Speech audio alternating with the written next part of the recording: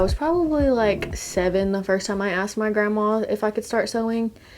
And then she was like, well, I can start teaching you. So she taught me how to hand sew at first. I was probably like closer to 9 when she started letting me sew on the machine. I started sewing like baby blankets and then like little bags and stuff like that.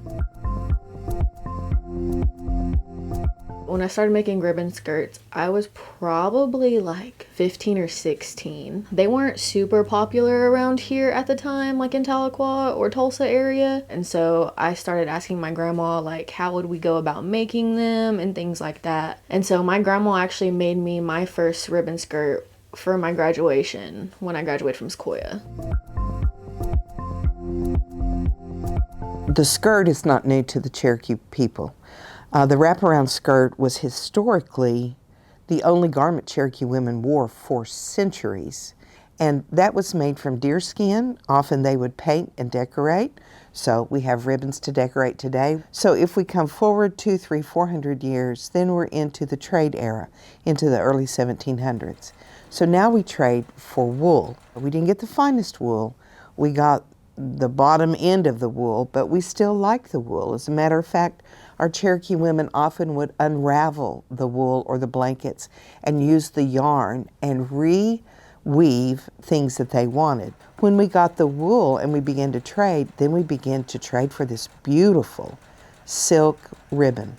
They called it bed lace in the day, but it was this beautiful silk ribbon. So we started decorating the skirts with the ribbon. So ribbons and skirts have a long history with Cherokee people, just a different style. We've sort of returned to that. Then we come to the 19th century, the 1800s. We had a tragic event in 1835, the signing of the Treaty of New Echota, and that flair for decoration was far secondary to survival.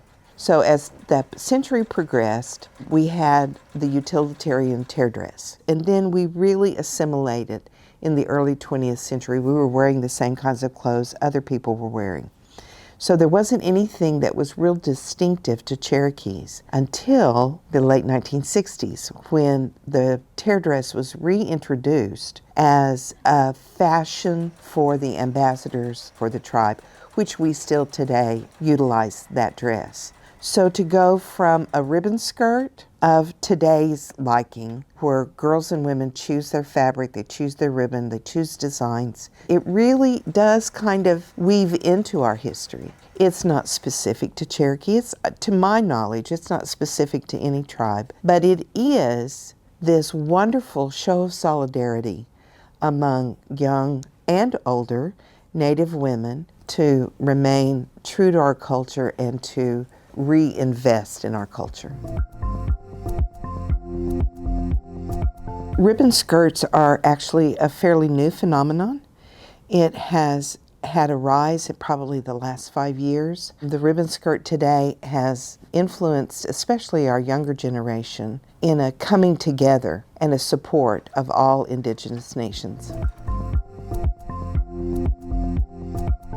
I've inspired a lot of my little cousins to where that they want to start sewing and they want to learn how to make ribbon skirts. It makes me really happy knowing that my little cousins want to learn from me and that like they want to learn how to sew better and like stuff like that. But like they really want to learn how to make ribbon skirts because they think they're really pretty. So that really makes me happy.